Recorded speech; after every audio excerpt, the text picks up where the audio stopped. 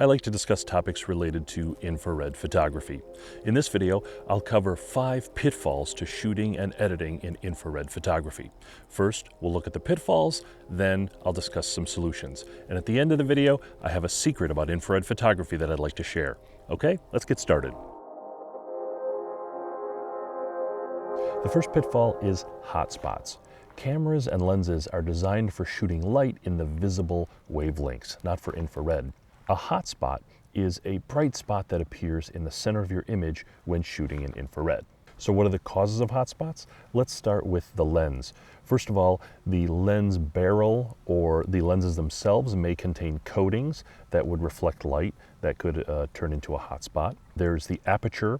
If your aperture is wide open with a small f-stop number, then you are less likely with some lenses to have a hotspot. But if the lens is more narrow with a larger f-stop number, then you're more likely to have a hotspot. Also, it could be the focal length. If you have a zoom lens, some distances of the focal length will create more of a hotspot than others. Some have none, some have more or less. It can affect the impact. And then finally with the lens, there's the focus. Sometimes with some lenses, a close-up focus will produce a greater hotspot, and a more distant focus towards infinity will produce less of a hotspot. And then there's the camera. With some cameras, the filter that's placed over the sensor could reflect light back into the lens and then back into the sensor, and that could create a hotspot. So how do we solve for hotspots? Well, if you've taken an image with a hotspot, the first thing that you could do is you can edit that image to try to remove the hotspot. It's not easy, it's not pretty, it can be time consuming, but if you have an image you've already taken and you want to try to remove a hotspot, then there are ways to do that. I'll link to a video that you can follow to see how to remove a hotspot. The next would be to research lenses before you purchase them to see if they would be good for infrared shooting. That can save you a lot of time and money by determining if a lens is really appropriate for infrared. Next, when you buy a lens for shooting infrared, you should test it. Test it with an infrared camera, test it at various apertures to see if it produces hotspots. I test all the lenses that I buy, just a simple test, in the backyard or something, with various apertures to see if they produce a hotspot. Finally, the other thing you can do to minimize hotspots is to get a camera conversion that uses an anti-reflective coating. Some conversion companies will provide an anti-reflective coating, which could minimize the effect of hotspots. The next pitfall in infrared photography is focus. Light, when passing through a lens, will focus at different points depending on the wavelength of light. DSLR and film cameras are calibrated to focus at visible light. They're not calibrated for infrared. The focus markings on lenses are calibrated for visible light, not for infrared. Therefore, the focus point that you have will be different for infrared than it is in visible light. So what are some of the solutions? If you're using film or a vintage lens, some lenses will have an infrared marking in the focus markings that will indicate how you can focus that camera in infrared. If you're using a DSLR, you can use a camera with one of those markings as well, or you can have the autofocus calibrated to work with a specific lens in infrared.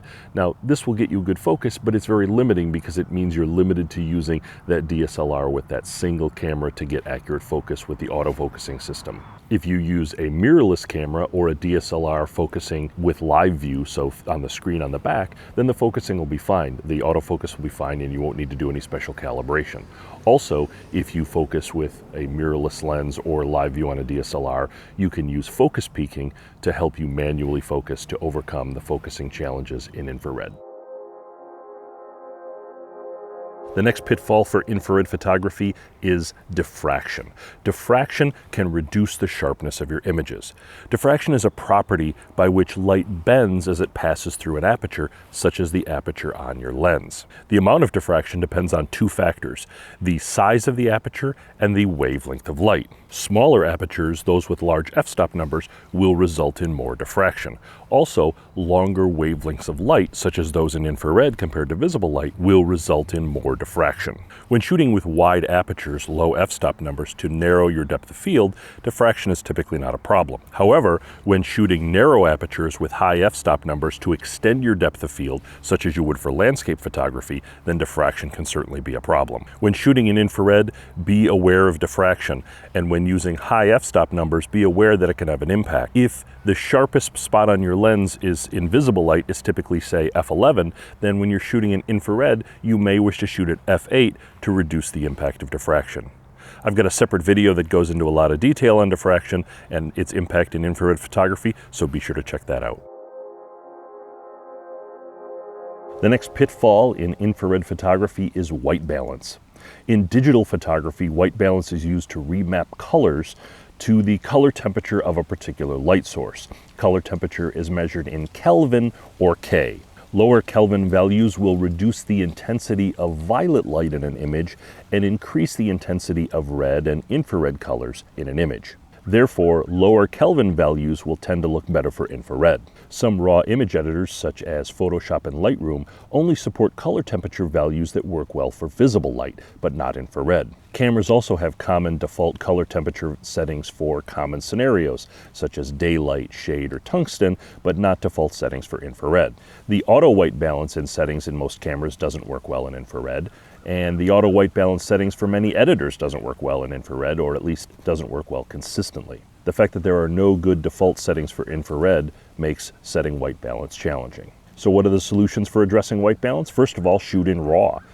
The white balance settings won't matter in camera, and you'll be able to do a full edit later. Some editors, such as Darktable and Raw Therapy, have really good broad support for a wide range of color temperatures in their sliders, so you should be able to set a good color temperature in those editors. For Lightroom and Photoshop, you can create a custom profile which will extend the range of the color temperature slider and give you the additional settings that you need to set a good color temperature for infrared. And all RAW editors have a white balance picker. The picker allows you to select a portion of the image that you wish to remain neutral, white, or gray, and then provide color to other portions of the image. I have a couple videos with tips and tricks for setting white balance in infrared photography. Be sure to check those out. Now let's talk about the final pitfall for infrared photography, and that is post-processing. Post-processing infrared images is very different than processing visible light images. Some auto settings don't work as well. The white balance is challenging, as we mentioned, due to the limitations of the color temperature slider. The most common style of editing infrared images requires remapping the colors using the channel mixer. Unfortunately, many editors don't include a channel mixer, which makes that even more challenging. So what's the solution? You could explore different RAW editors. Your favorite editor for visible light photography may not work as well for infrared, so trying out different editors may find one that suits the particular needs of infrared better. I have more than a dozen videos that I've created on previewing different editors in infrared. Give those a look and see if one of those might be better suited to your style. Some of the tools that you may not have used as much for visible light photography can come in very handy for infrared, particularly tools related to manipulating color. So for example, the HSL, hue, saturation, and luminance, calibration, color balance, split toning, these are all great tools. If you learn to master them, it can really improve your infrared photography. And finally, if you're using Lightroom, be sure to create a custom profile to help with your white balance, or even better, a custom profile with the white balance correction and a LUT, so that you can both fix the white balance and swap your colors to improve your workflow, have all of the entire workflow happen within Lightroom, and really speed up what you're doing. So check out the custom profile and custom profile with LUTs for improving your workflow in Lightroom. And finally, I want to share with you one of the secrets that I've learned in working with infrared photography, and that is learning to become an infrared photographer will make you a better photographer. So I've learned more about white balance, I've learned about how to improve my post-processing skills, and I've learned a great deal about how to manipulate color, because you have to be able to manipulate color for infrared. Those skills are all transferable to regular photography. So by developing these skills and mastering your ability to work with infrared, it will actually make you a better visible light photographer as well. So those are the 5 pitfalls to shooting and editing infrared photography. Are there any pitfalls that I missed? Do you have any other topics that you'd like to see discussed related to infrared photography? Let me know down in the comments below. Hope you enjoyed. Thanks.